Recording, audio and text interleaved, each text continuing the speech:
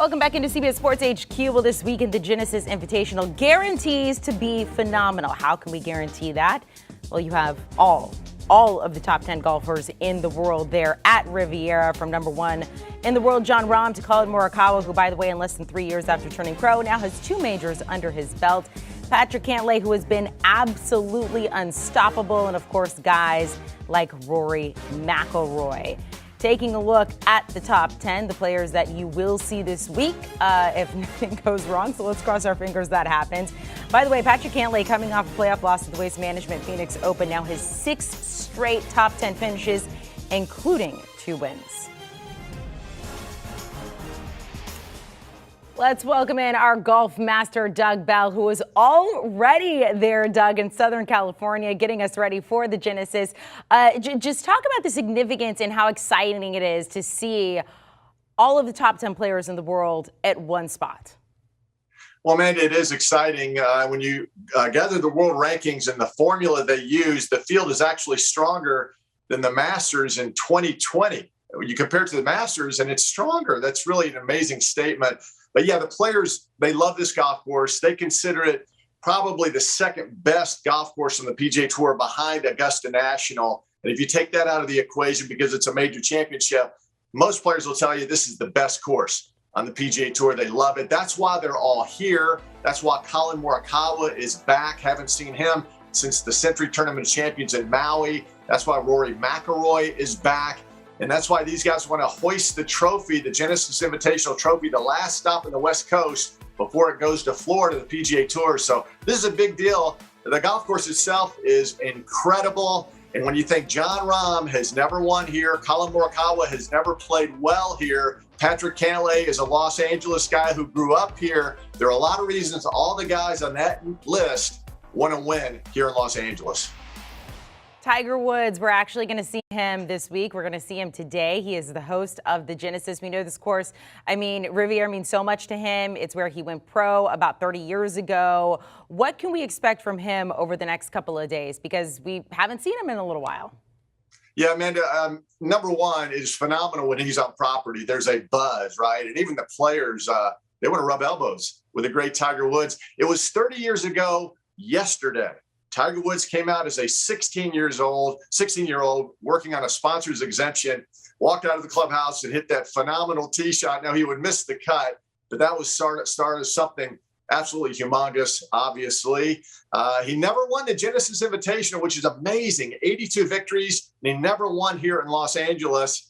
And he grew up around the area, so that's amazing in itself. But it'll be great to see him, and everybody's hoping that he comes out on the range and does a practice session like he did at the Hero World Challenge and like he's done here recently, because everybody wants to see that golf swing. Everybody's wondering, is he going to come back maybe for the Masters? He has a press conference today. Of course, the Tiger Woods Foundation is the benefactor this week, and that's why Tiger will be around all week, and also will present the winning trophy here at the end of the week to the ultimate champion. And let's also keep in mind, Amanda, not too far from here is where he had that horrific accident. So there's a lot of symbolic stuff happening for the great Tiger Woods this week here at the Genesis Invitational. Yeah, I think it'll be really interesting to see because he keeps it close to the vest until he puts something out there like that viral video that we saw there. Hopefully we see him take a couple swings. Let's talk about Jon Rahm. He is the favorite to win. He is the #1 golfer in the world, coming off a top 10 finish there, plus 900 to go ahead and win this. What can we expect from Jon Rahm here and moving forward? Well, Amanda, if you're looking for a guy who's a top 10 lock, it's Jon Rahm. That's what he's done so far in 4 starts this season on the PGA Tour. But this is interesting. He's the #1 player in the world for a reason, because he has no weaknesses in his game, but he's yet to put it all together. Now, he top 10 last week at the WM Phoenix Open. Of course, he lives in Scottsdale, puts a lot of pressure on himself to win there, and hasn't done it yet. But I think he's a guy who just hasn't quite put it all together. One week he's driving it well and he's not putting well, and then vice versa the next week. It's just a matter of time. And I think obviously he likes the fact that his game is peaking as we get close to the Players Championship and the Masters. But believe me, Jon Rahm wants to win. He wants to beat this field here. We'll see. I was with him last week, walked a little bit with him at the WM Phoenix Open. His driver's a little off, Amanda, and if you're not driving it well at Riviera, They're the toughest fairways to hit on the PGA Tour. That's a recipe for lack of success here. So we'll see what happens. Always a factor. I figure on the back nine on Sunday, he'll be somewhere in the top 10. I just don't think his game is all together yet to earn a victory at this point in time. What about Patrick Cantlay? I mean, Mark Immelman is just so high on him right now. 6 straight top 10 finishes, 2 wins. He lost, barely in a playoff over at Phoenix. He may be playing better golf than anyone right now coming into this. Yeah, Amanda, I agree. He's a stone cold killer. I mean, it's amazing what he put together at the end of last season in the playoffs and then ultimately winning the FedEx Cup. So much pressure each and every week. And he takes some time off and then comes right back out and picks up where he left off, which is phenomenal for a golfer. Last week, lost in a playoff to Scotty Scheffler. It took 3 holes for Scheffler to finish him off. You know, I called him a stone cold killer because he never changes expression. I mean, he's like an assassin out there. He really is. I love his demeanor on the golf course. And again, he grew up in the Los Angeles area. He played junior tournaments here. He played college golf tournaments here. He's played here as a professional and played well. He wants to win here. Family and friends will be out in the gallery. But again, like John Rahm last week, and guys who grow up in the area and it's their hometown event, they put a little added pressure on themselves. Listen, Cantlay will be there in the end. I do believe his name will be in that first page of the leaderboard. But I just think there's so many great players this week, so many guys with potential, and that added pressure of trying to win your hometown event, I just don't think Cantlay will win this week. Even if he does feel pressure, you're not going to know it. As you mentioned from his face, good Yes. shot, same face. Bad shot, same face. He never looks phased. Right. A little pressure there. Max Homa looking to repeat as champion here. I'm going to call it the curious case of Max Homa. You never know exactly what you're going to get with him, and he's very honest about dealing with some ebbs and flows when it comes to confidence in his game, but he says he's getting better at that. He's a longer shot to win this week, Doug, at 40-1 odds. Well, the defending champion beat Tony Finau in that playoff last year, Genesis Invitational. And again, the one thing we've learned about Max Homa, another California guy, is that he plays well on tough golf courses. Won here, won at Quail Hollow. He won the Fortinet Championship in Napa Valley. That was the beginning of this wraparound season. So he's more than capable. Again, though, Amanda, and I see it each and every week out here, when you're the defending champion, that was a phenomenal shot, by the way, off the tree. That was pretty cool last year. But when you're the defending champion, you have more interview requests, more promotion requests, more people want you to take pictures and sign autographs. And I think that takes away from your preparation mentally in an event like this. But Homa's a talented guy. He's going to win this season. But again, I think as the defending champion, it's so hard to defend on the PGA Tour. Again, Max Homa is not my pick this week, but man, what a great player.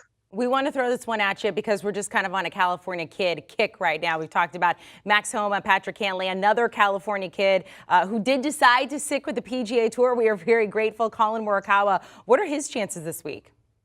Well, he hasn't played well here in 2 tries at Riviera. It's a tough golf course. Again, you would think it would be perfect for him because he's such a great ball striker off the tee. He's long and straight. And Amanda, we've seen those great iron shots, especially for the 2 major championships that he's won.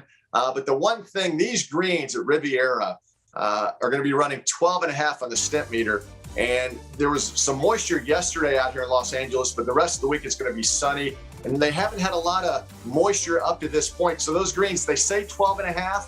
I think they're going to be much faster. And I think Murakawa, if he has a hiccup in his game, it is the putter. And Collin will have to really have a great week on the greens. Hasn't played a lot on the PGA Tour. He's taken some time off. It's the closest golf course to his Las Vegas home. Of course, he went to college at Cal. Great player, but we'll see what happens. Again, I just don't see the greens being so fast. I just don't think that's his game right now. And I think ultimately that'll be his bugaboo at the Masters as well. Yeah, and the Genesis is a great setup for the Masters. I think we really get a feel as to who's going to do well heading toward the Masters from the Genesis. Okay, your pick to win. I went through the odds. I was scrolling so much, I had to search for this golfer's name because he is definitely a long shot. So I'm going to put some money on it. Give us your pick to win. Well, listen, I was trying to figure this out, and Will Zalatoris is a good pick. Bubba Watson's won here 3 times and is playing really, really well. Brooks Koepka impressed the heck out of me last week. Last day, he didn't play particularly well, but he's healthy. But when all is said and done, listen, Amanda, I'm looking for the guy with really good odds where you want to sprinkle a little dust on it and maybe you'll hit it big. Francesco Molinari, the Italian stallion, is a member here. This is where he plays and practices on a regular basis. And when you talk to people who are members here and they're walking around, they will tell you, this guy's game has been gearing up for this particular tournament. This is the one he really wants to win. I walked with him at the American Express. He top 10 there and played really, really well. Saw him last week at the WM Phoenix Open. And again, hit the ball really well. Didn't putt good last week. But this is the event that Francesco wants to win. I think this is where he makes his mark again on the PGA Tour. Not many guys are members at Riviera. And he actually pays dues here, Amanda. I mean, he's a dues-paying member, so we'll see what happens. I think that's a long shot pick, but I think a really good pick this week. I don't want to know what those dues are. I would like to just go as a spectator one day. Doug, you're actually going to be there. We'll talk to you later on in the week. Thank you so much for joining us here to give us a preview of the Genesis Invitational. Enjoy Southern California. By the way, yes, the Genesis, you can watch it Saturday and Sunday, 3 Eastern on CBS and Paramount Plus. If you would like to get ready for the Genesis Invitational, make sure to download and follow the First Step podcast. They have 2 podcasts right now regarding the Genesis. The first one is that DFS and betting advice. The second one is a full-blown preview of the Genesis, all the golfers, and then taking a look ahead to the Masters. Make sure to download and follow. Do you want a sports network that delivers everything that matters about the game? The highlights, the picks, the instant analysis, no yelling, no fake debates, no politics. Hit the subscribe button and never miss a moment.